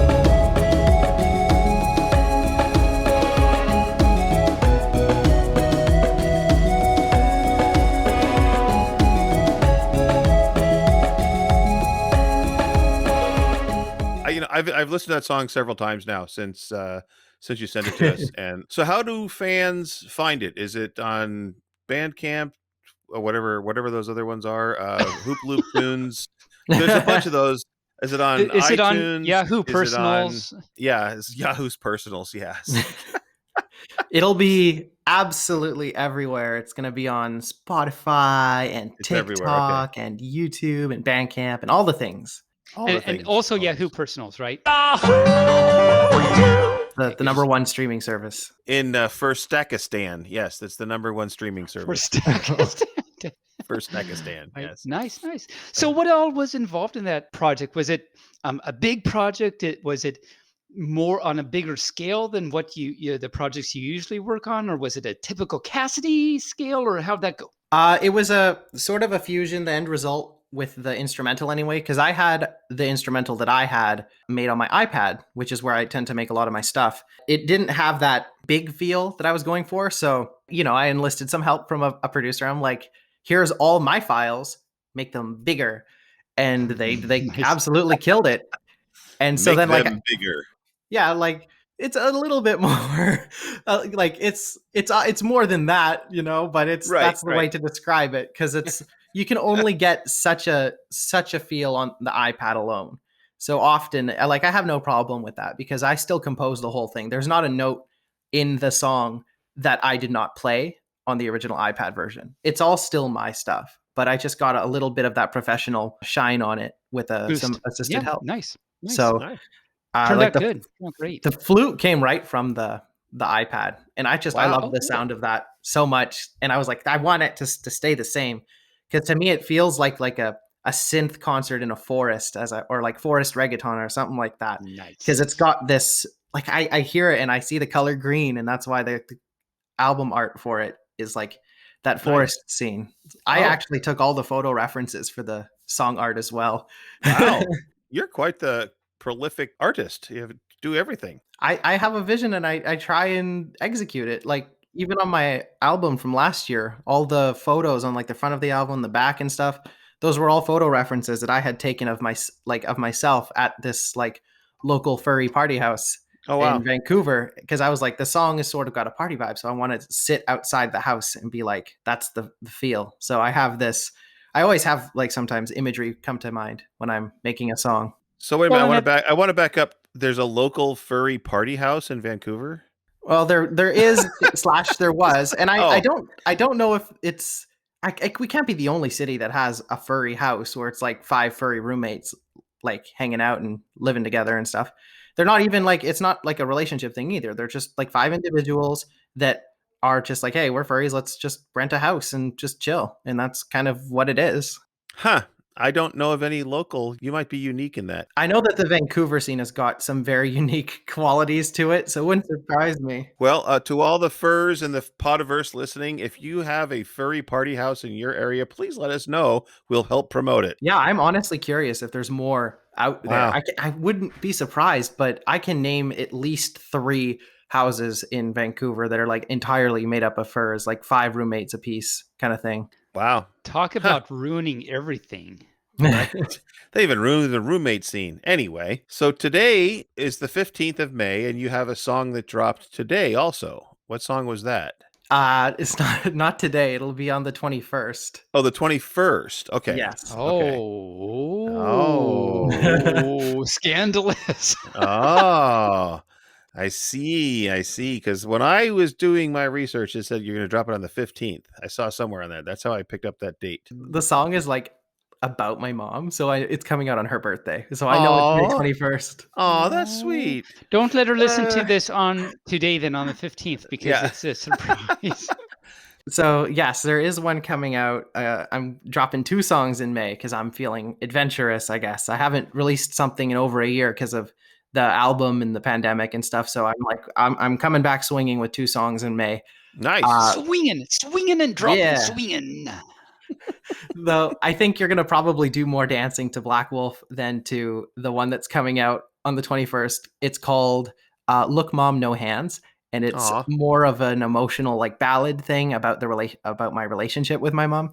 So it's personal, and it's also kind of, it's tough. Like when I wrote it, it was not in the best place, and it's still like a very emotional song to me. And I performed it a few times in my virtual concerts that I've been doing, and people like really took to it. And I'm like, I need to release this. And dates are very important to me. So I'm like putting it out on my mom's birthday just because it's like, when else?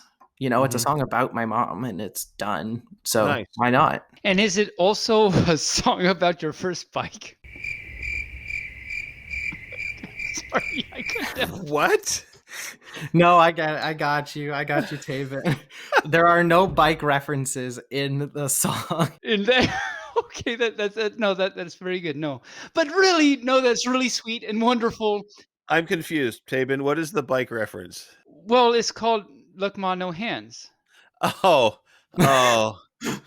wow! I'm surprised I didn't pick up on that. It took a second. What can I say? My titles are just so out there, you know, you have to take a couple seconds to digest. Not everyone is as smart as Taebyn. I think we can all agree on that. Clearly, I don't know. Yeah. Taebyn's on another level.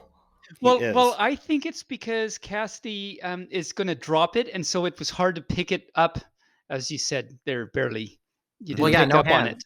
No hands, with no hands. Yeah, that's like the old joke about the German Hansel and Gretel, and they killed their mother, and then Gretel said, "Look, Hans, no ma." Oh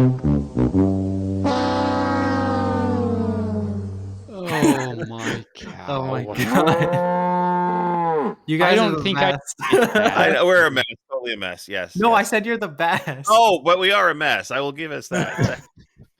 I gave you a compliment, and then you put yourself down. I'm so self-deprecating. It's very important that way. So. It's a very furry quality. I'm also trying to make Taebyn crack up at this point. So. Why did I just make that? I'm sorry. Hi. I'm just a pup. I am just a pup. You've been actually very prolific this year. I mean, with everything going on and everything, you've done a lot of stuff. And as you say, you're trying to, get back into it. You're going to drop 2 songs down with it, whatever that means. But there it is. So, where do you? I think we know some of the answers to this. You've kind of said, but in general, where do you find the inspiration to all your music and all your songs? Where do you think it comes from? Do you look for it, or do you wait for it to come to you?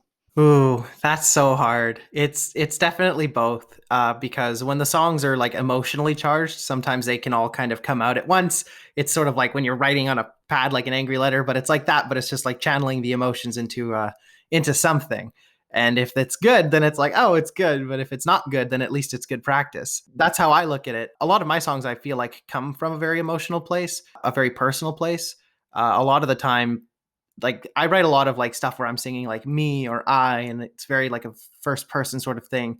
And sometimes it can be a role that I play. It can be just a mindset that I'm in where it's like, I want to tell this specific story.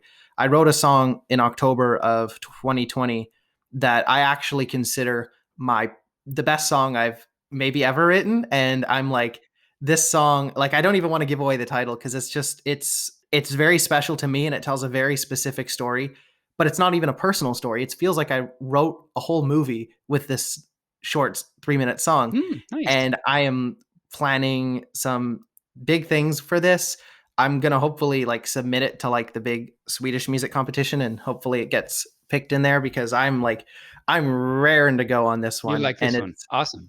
I love it a lot. And this one's not a story about me. It's not about my life. It's just, I came up with this idea and it was like storyboarding for a movie or a show. And I was just like, I'm telling this story start to finish and it's done and it's catchy as hell. And people that I've played it for and my patrons, they're like, this is good.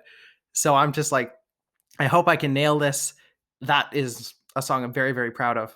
Yeah, that's really exciting. Wow. Well, we can't wait to get a listen. Take a listen, of course. Right.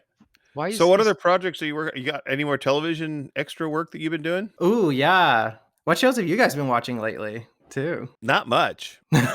You'll have to check out our podcast, but lately I've been so busy with, the sun came out down here in Oregon, and so I've been outside a lot, riding the motorcycle and whatnot. So TV kind of takes a back seat when that kind of happens. Well, if you put the TV on the back seat while you're on your motorcycle, I don't know if that's... It's not a good way to watch either because it's not a safe way to ride. No. I've been actually in a few things lately. I don't believe I've signed any NDAs lately, so I think I'm good. There's the the Mighty Ducks reboot on Disney Plus. I've Oh, been in that a my little bit. God, we talked about that several episodes ago, and I thought I can't believe they remade that. So rebooted I it.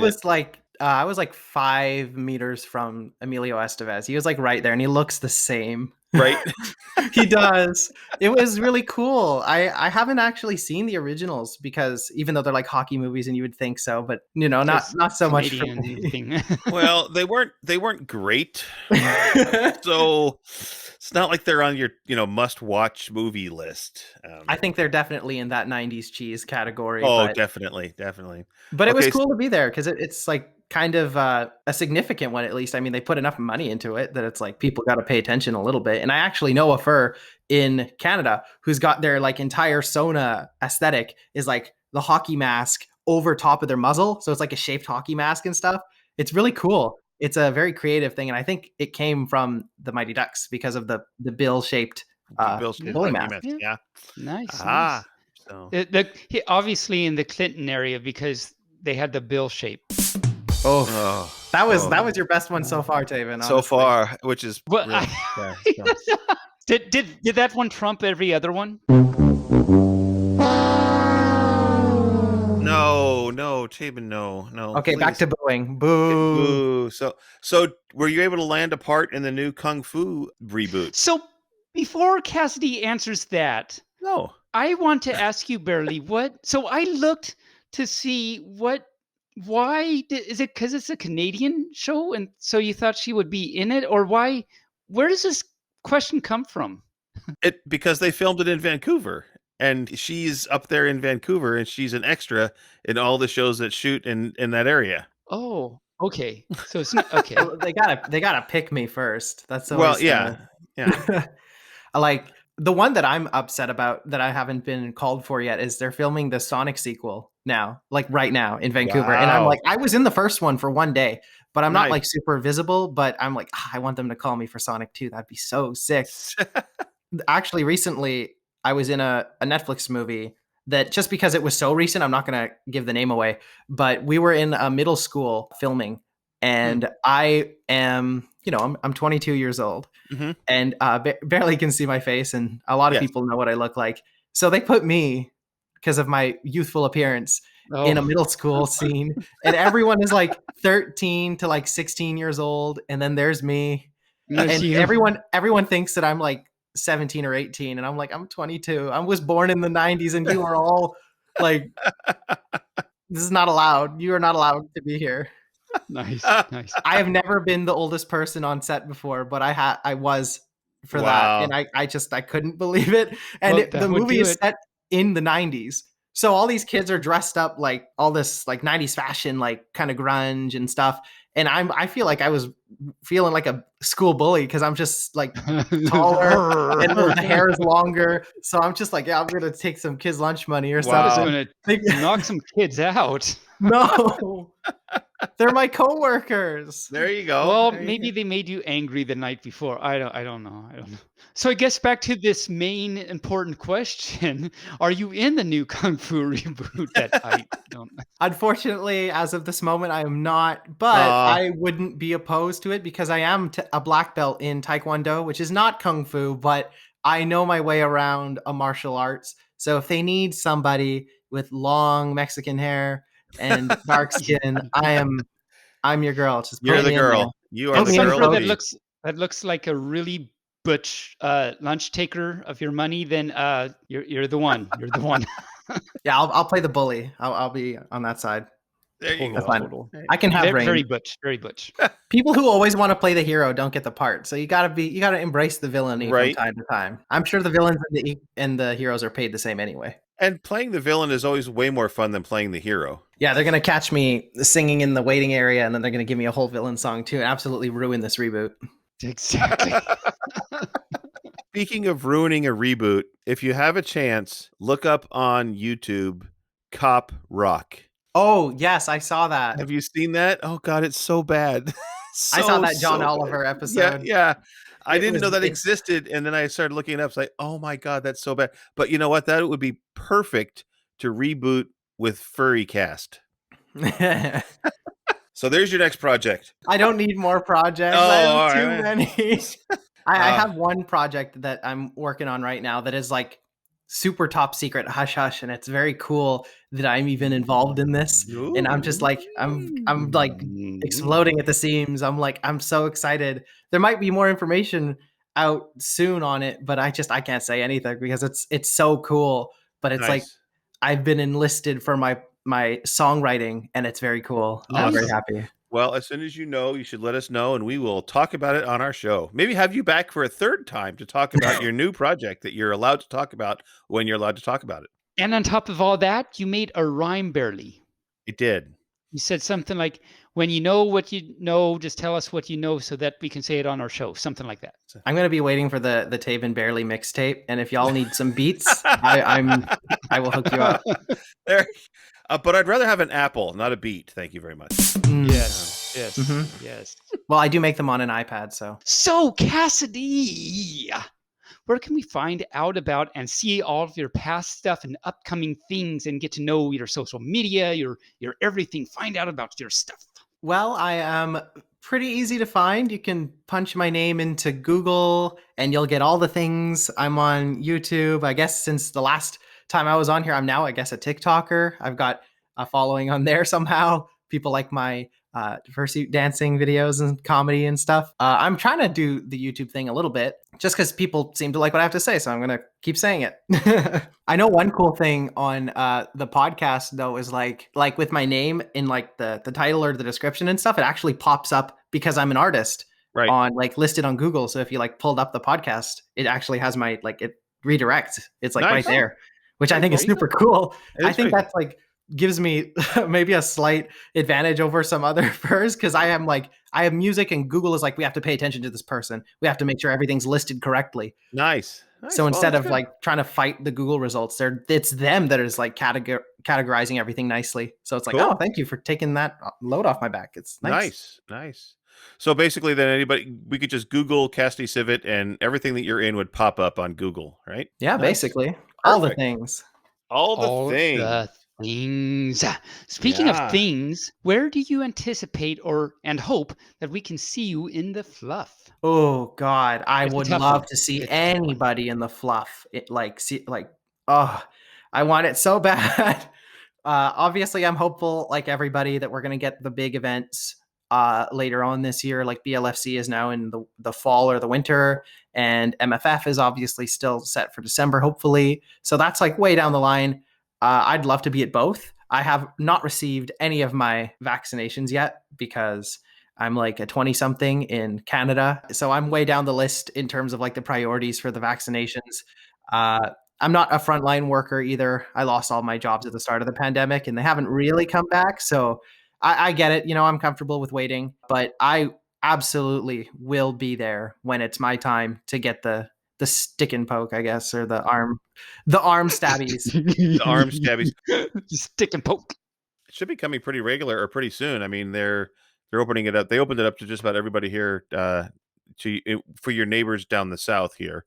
Yeah, I know. Y'all got to share. You're getting so many. I know. Well, apparently, you can have the Johnson & Johnson one because they don't like those, apparently. So I know. There's a lot of like the talk about like the blood clots and stuff, but that's the thing that it's so hard to like get across is that it's such a small percentage. It's like less than 1 per million people.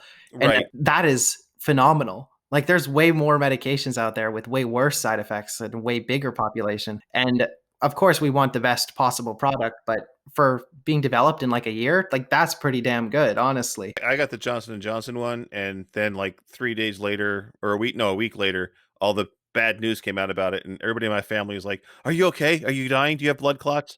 I'm like, "What? No, I'm fine." It's like, believe me.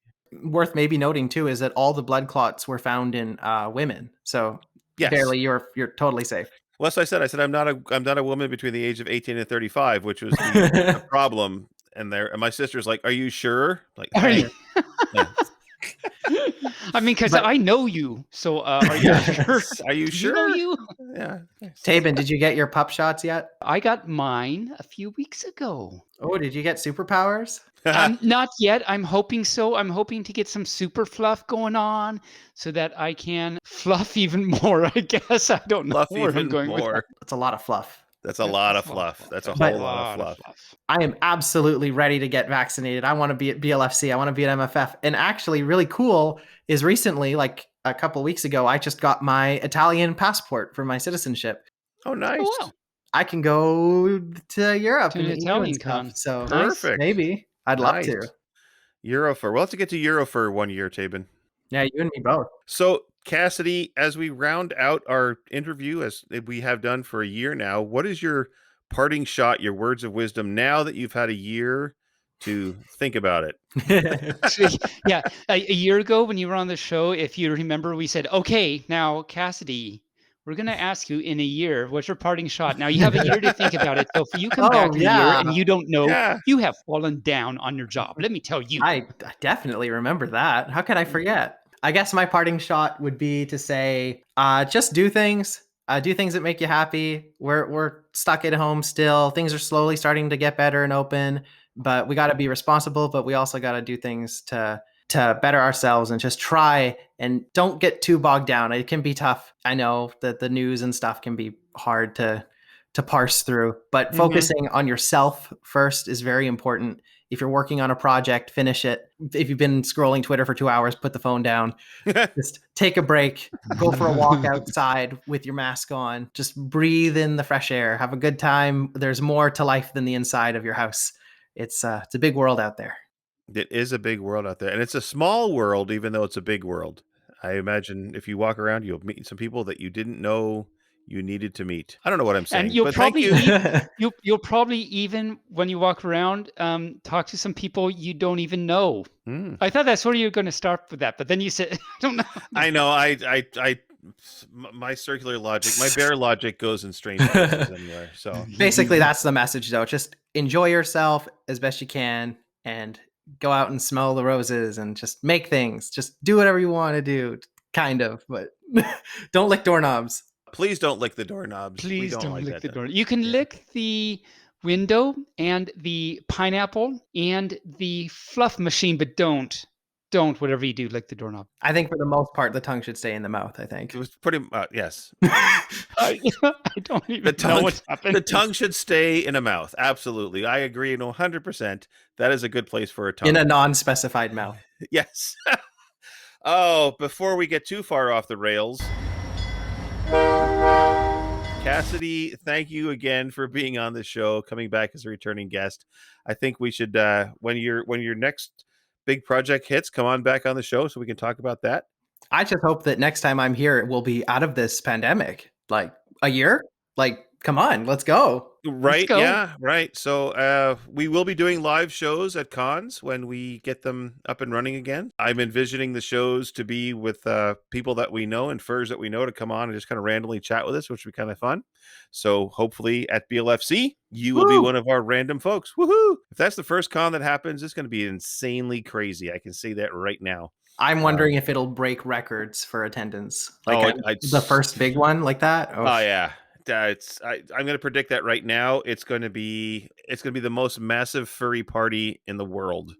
And can you even like imagine the planning for that? Like not only do the cons have to like work on coming back, but when it's a con like BLFC or MFF, do you think they're like looking at their hotel like, is this going to be able to handle what's about to happen when we're ready? The people that don't have rooms are going to wind up coming down there for the day. They're going to get rooms next, at hotels in the surrounding area. They're going to do. Oh yeah, it's going to be insane.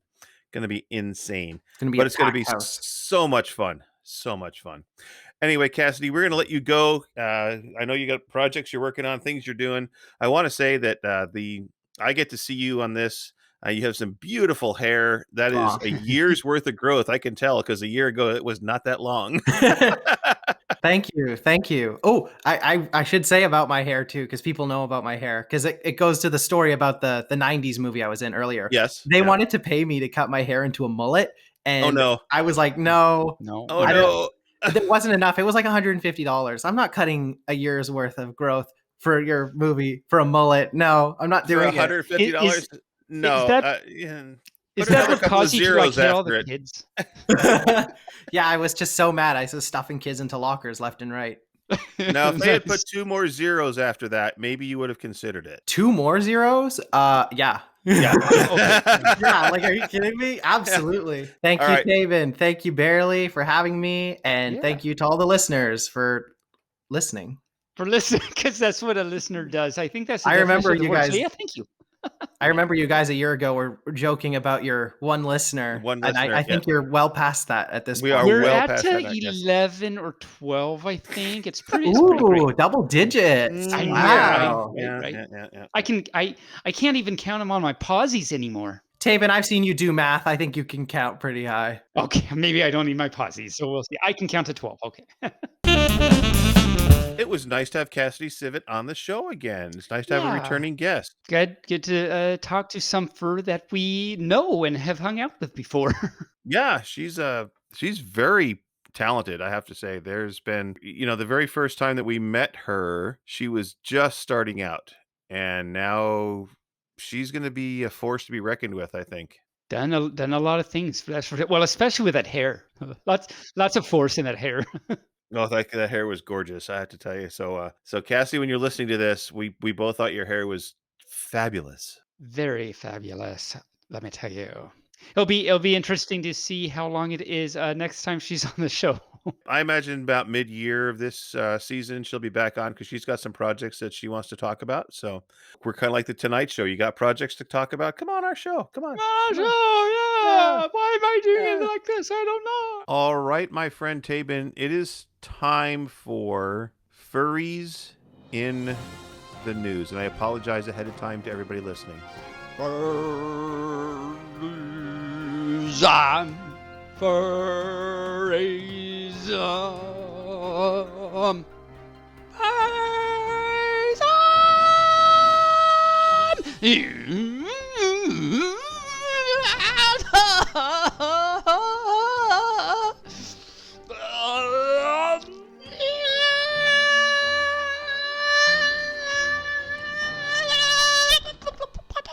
So, Furries in the News. So we have a new animal-based adult cartoon coming out on Fox. Well, it makes sense it would be on Fox. Of course. It's coming out on May 31st, so a Okay. couple weeks from the airing of this episode, and it's called Housebroken. And what is that about? It follows an anthropomorphic therapy dog named Honey. Honey. And it's voiced by Lisa Kudrow. Oh, really? It's Yeah. voiced by Lisa Kudrow from Friends. Because we Nice. just talked about Joey, so now we're So talking we about might as well Phoebe. talk about Lisa. There you go. Yeah. And they explore human dysfunctions and neuroses by applying her knowledge of psychiatry through leading a group of other animals in group therapy sessions in her living room. Okay. The promo clips are freaking hilarious. So if you just go to Google and type in Housebroken cartoon, you'll get all the clips from Fox to watch the little clips. They're like To wet your puppetite. Oh, yeah, they're like 10 seconds long. It's like one of them, this little pig is sitting there and he's going oink, oink, oink, oink, oink, and he rolls up in a blanket and he goes, ha, ha, ha, ha, pig in a blanket. That was it. That was the entire clip. And that Yeah. wasn't.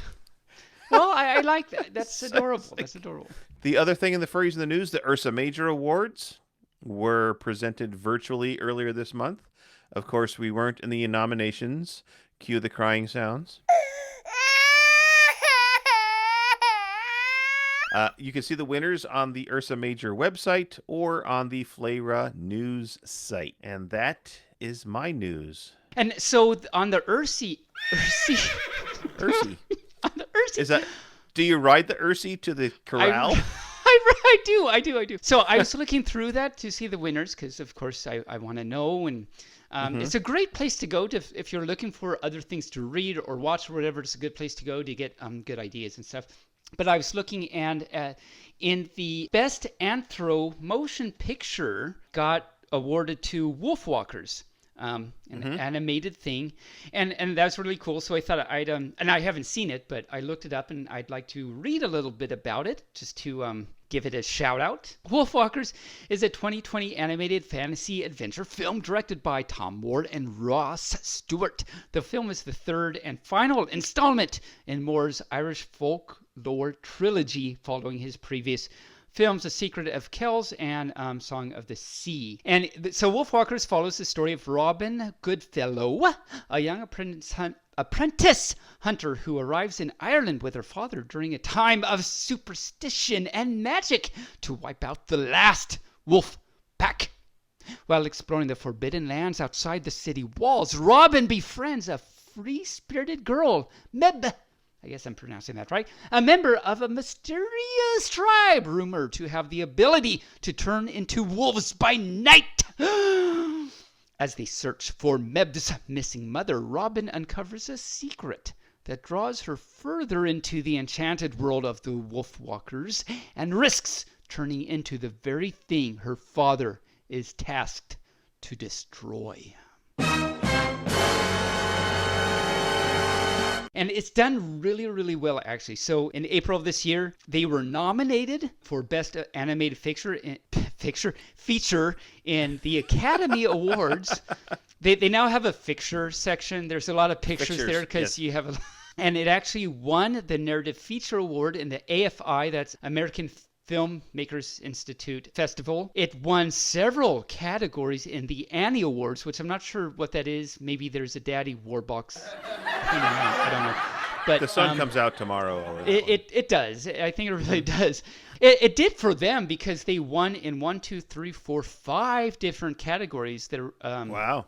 Best Animated Feature, Best Character Animation, blah blah blah. So it's got a ton of other awards and runners-up and nominations. So I'll have to check that out. Sounds like it might be something worth actually watching.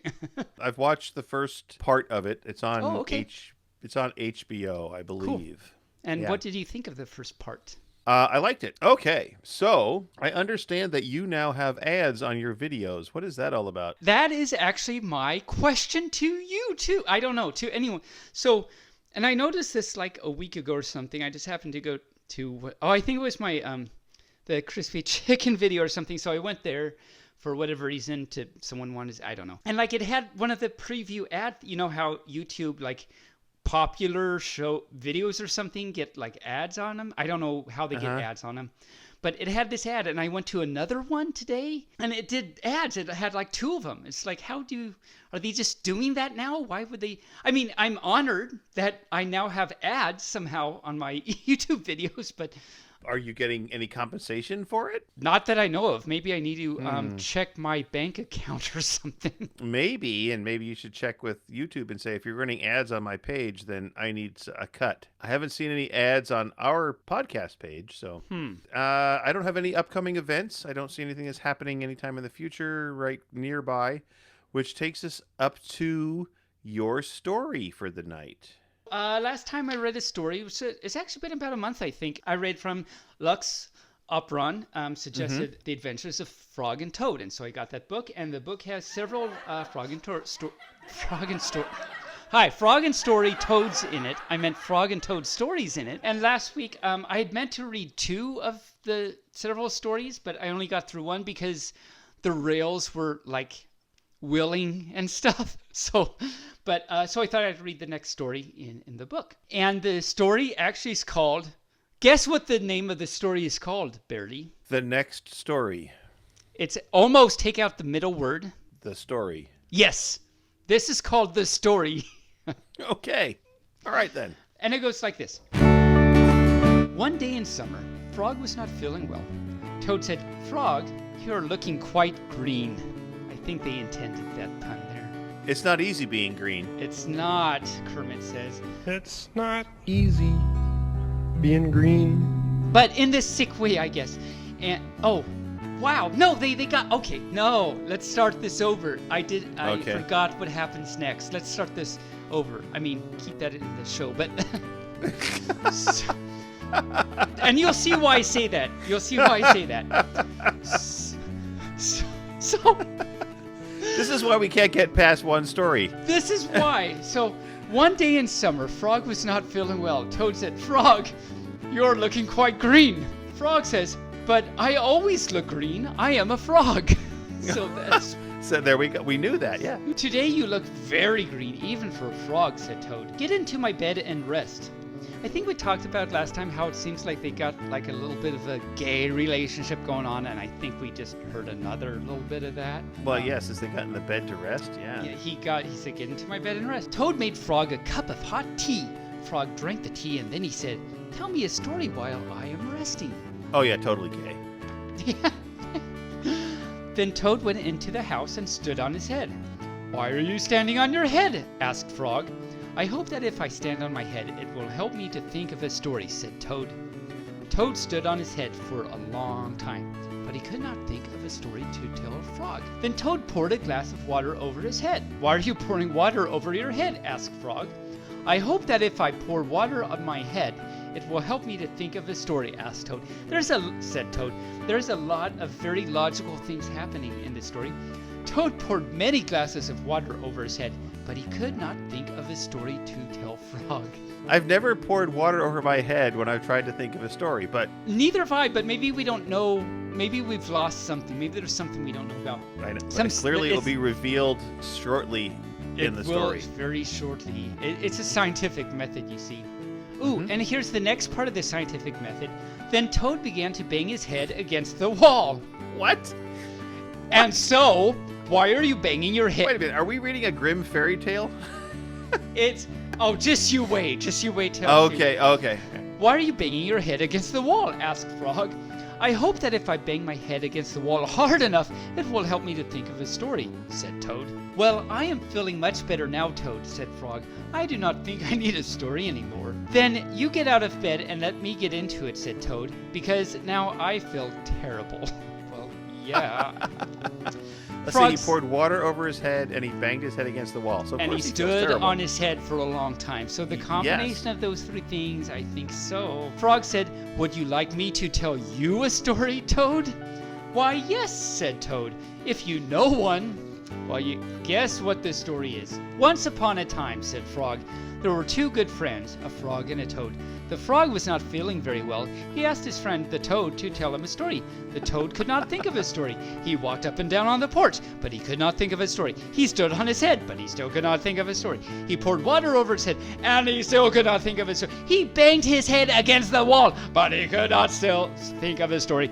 Then the toad did not feel very well, and the frog was feeling much better.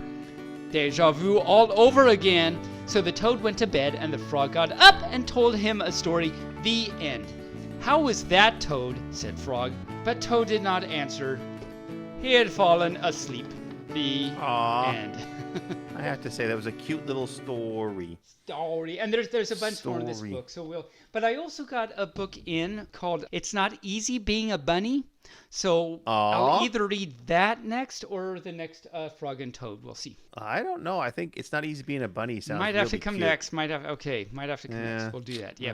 Yeah. Well, you know what? We have taken up enough time from our visitors and our listeners. I think we've exhausted our time as well as our listeners. And Frog and Toad, apparently. Frog and Toad. I was going to play trivia, but I think we've taken up enough time. I think we've taken enough of their time. They're like, will you first please stop? I have dinner. I have to stand on my head because I have to think of a story, and it's just not coming to me. So come on. I don't want to resort to pouring water on my head. Right. So I think we should bring this train into the station. Train. Yeah. Just like the arboreal locomotion train. We are now arboreal training around. Locomotion training. With the rails, if you will, dun dun dun, in the tree. With their prehensile tail. Thanks again to our returning guest, Cassidy Civet. Oh, is that what you were trying to say? Oh, wait a minute. I just remembered part of my research on the binturong when I was learning about the tail. Mm-hmm. The binturong is in the same family and genus as the civet. Oh, really? It is. I definitely did not know that. Didn't know that either. Does Cassidy know that? This is exciting. It isn't. Well, I don't know that she does, but I It will tell her. isn't. I like it. Did you hear you said it I isn't? said it isn't. No, it isn't. No, No, it's not. it's not that exciting. It isn't. It's not that exciting. So, I love that though. I said, "Isn't it exciting?" You're like, "It isn't." it isn't. I mean, I know what you're It's- doing. You're trying to say Yeah. to combine two, but it was just awesome how that came out. You know, I loved it. we tend to get to fall off the rails quite a bit. Yeah. God. Anyway, be Any sure. fluff? Oh, we have way too much fun. I swear. I don't think it's I hope- legal somehow. Somehow, I don't think it's legal, but I hope that everybody has fun with us when we are just going off the rails. So be it. So next week, our special... Oh, Cassidy, again, always a pleasure to have you on the show. Come back again. Join us for just hang out for the whole show one time. That'd be kind of fun, too. Be sure to join us next week when our special guest will be sci-fi writer K.D. Edwards. Yes, this is very, very exciting. K.D. Edwards Mm-hmm. is, well, I'll let you tell us, Barely. Where Well, do I we know know he is- K.D. Edwards from? Well, he is the author of the Tarot series of books, and he Sequence. is just... the Tarot sequence. Sorry. Sequence series. Pretty much the same thing, isn't it? Well, A series of don't get me events. started. From a math perspective, yeah, don't get me Yes. started. Don't get me started. Okay. All right. Well, we could maybe next week you can talk about math, the difference between a sequence and a series. There you go. Ah, I will make a there you note. They say There. this. Ha. Did you plan that way? I did. I planned it that way. That was perfect. Okay, nice. That Yes, was so- perfect. Good job. Kudos. Anyway, K.D. Edwards. Now, when you say it really fast, it sounds like we're saying Katie Edwards, but it's not Katie. It's K.D. 2 letters. K.D. Edwards. It's true, and I want to tell you that when you arranged, Sumfer told me that we got Katie to come on the show, and I was like, that's so exciting because my honey had recommended it, come on the show and all that, talked about him, blah blah. And so when I found out like Katie agreed to be on the show, I was very excited. I wagged myself upstairs and went out and said, honey, guess who we got on the show? Who agreed to come on the show? And I said Katie Edwards, and it took him like 30 seconds. Like who is Katie? Because he was thinking KT. And then he realized, oh, no, okay, I got it. But no, that's funny, exactly. So it's very important that you pointed it out just now. So he's going to tell us about what he would be if he was a fur, which is kind of fun. And he's going to talk about his books. And so be sure to join us. Shoin, come again, shoin. What's going on? I don't know. I'm making up a word, shoin. Oh, yeah. But But join yes. us next week. Yes, join us next week. Katie Edwards, lots of fun to talk to. Really great books that he's written, and he'll talk about them. Very great author, very well known, I think. So it'll be really great to talk to him. So please join in and support him and hear what his books are all about. Sounds very, very good reads and everything. Now, he's not technically a furry, but he's furry adjacent because he does have furry characters in his books. Yep, there's there you and go. more to come. We'll find out. More and, to come. We'll find out more next week. We will find out We more next shall. week. So come Yes. join us. And of course, Taebyn and I will be back here next week, we hope, to entertain you and have a Maybe great that time. makes them not come back. So until next week, stay furry, Moobarkfluff. Moobarkfluff, every fur. Thank you so much for listening. I hope you enjoyed it. I hope we entertained. I hope you learned. I know I learned a lot this week. I had a lot of fun barking at you. It's good stuff.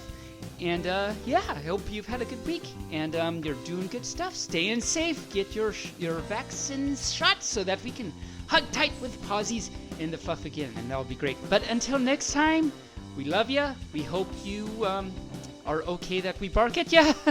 And we'll bark next time. Bark, bark. Wow, you just take forever to say goodbye. I'm a fluff. Barely Furcasting is an Injured Nerves studio production and is found on all major podcast platforms or can be heard directly at barelyfurcasting.com. The opinions expressed here are those of the hosts and their guest, and no commercial compensation was granted. The Furcast is produced, recorded, and directed by me, Barely Normal, aka Mike Began, and is edited by myself and our associate editors, Rain Raccoon and Bixby Wolf. Opening and closing theme music, as well as some interstitial music, was created for Injured Nerves Productions for the use on the podcast by our music associate, Reg Day, with Damian Tanuki. If you would like to hear more music by Reg Day, you can search for Tweezerbeak on Bandcamp or Hoop Loop Tunes on SoundCloud. Other interstitial and background music by Shane Ivers through silvermansound.com, Gator Tots on soundcloud.com, and the YouTube Free Use Library. You can send us a message via email at barelyfurcasting@gmail.com or on our Telegram chat at BFFTchat, on Twitter, on our Facebook page, or on the barelyfurcasting.com webpage. The show is supported through donations at ko-fi.com/barelyfurcasting or through Patreon at patreon.com/barelyfurcasting. Thanks for listening. We hope you come back and listen next week.